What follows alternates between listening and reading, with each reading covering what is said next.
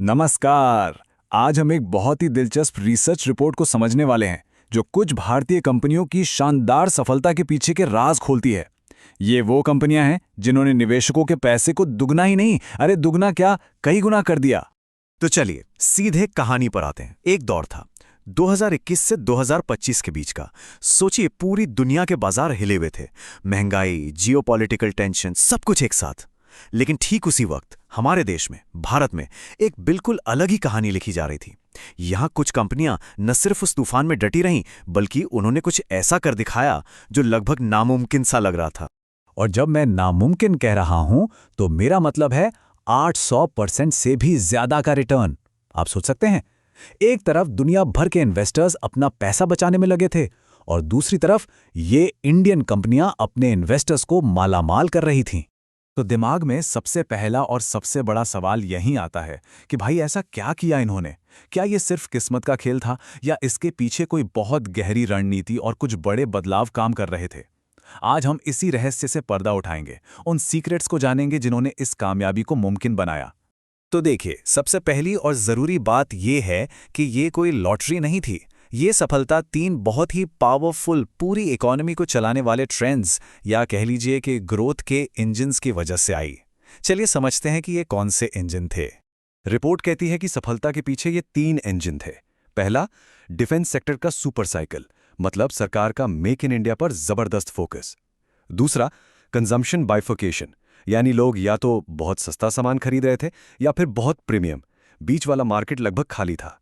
और तीसरा, automobile sector में एसयूवीज की आई सुनामी, जिसने सड़कों का पूरा नजारा ही बदल कर रख दिया। और इन्हीं बड़ी लहरों पर सवार होने के लिए हमारे चार चैंपियंस बिल्कुल सही टाइम पर सही जगह तैयार बैठे थे। ये इस कहानी के असली हीरो हैं जिन्होंने इन मैक्रो ट्रेंड्स का ऐसा फायदा उठाया कि सब देखते रह गए। सबसे पहले हिंदुस्तान एरोनॉटिक्स लिमिटेड, शॉर्ट में HAL। ये समझ लीजिए कि भारत के एरोस्पेस और डिफेंस सेक्टर में इनका एक छत्र राज है।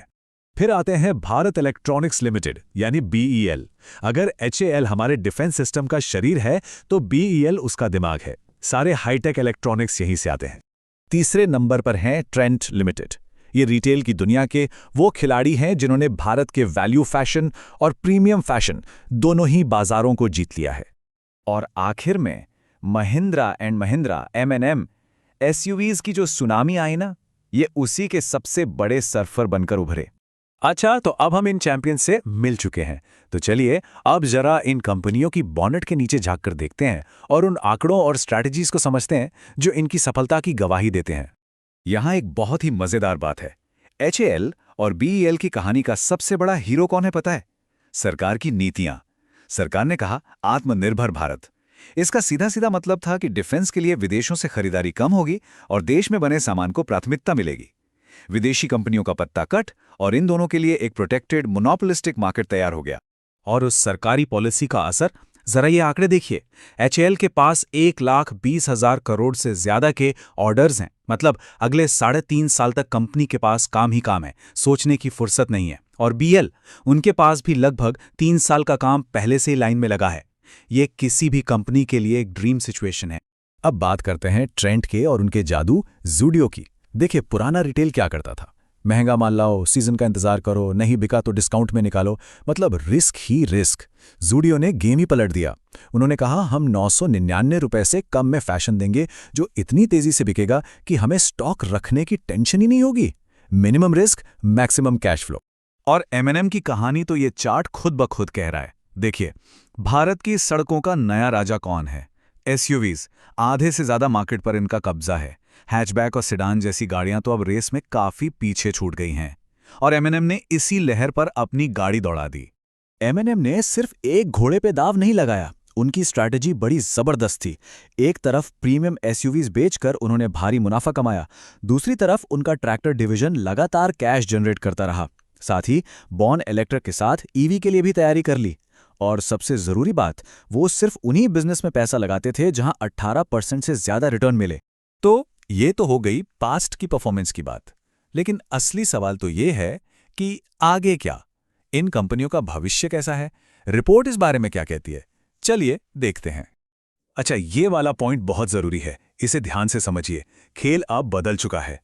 2021 से 25 के बीच जो हुआ वो था पीई एक्सपेंशन, मतलब बाजार ने इन स्टॉक्स को एक साधारण फैमिली कार की नज़र से देखना बंद करके एक सुपर फास्ट सुपर कार की तरह देखना शुरू कर दिया।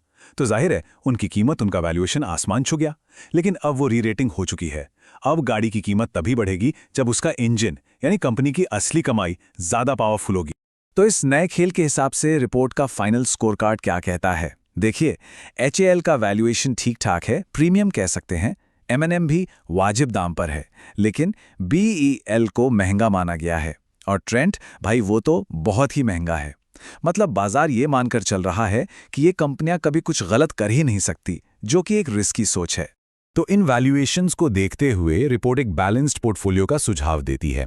सबसे बड़ा हिस्सा 40% HAL को, क्योंकि वो एक तरह से सेफ बेट है, फिर 30% M&M को, और रिस्क को मैनेज करने के लिए BEL को 20% और ट्रेंट को सिर्फ 10% हिस्सा देने की सलाह दी गई है। और ये रहा रिपोर्ट का अंतिम और सीधा सीधा फैसला। HAL और M&M के लिए साफ साफ बाय की सलाह है। BEL के लिए एक्यूमुलेट यानी धीरे धीरे खरीद कर जमा कीजिए, और ट्रेंड के लिए होल्ड, मतलब अगर आपके पास है तो रखिए, पर नया खरीदने की जल्दी मत कीजिए। तो आखिर में हम इसी एक बड़े सवाल पर आके रुकते हैं। री रेटिंग का वो सुनहरा दौर जब इन स्टॉक्स की कीमत सिर्फ सोच बदलने से बढ़ रही थी, वो अब खत्म हो चुका है।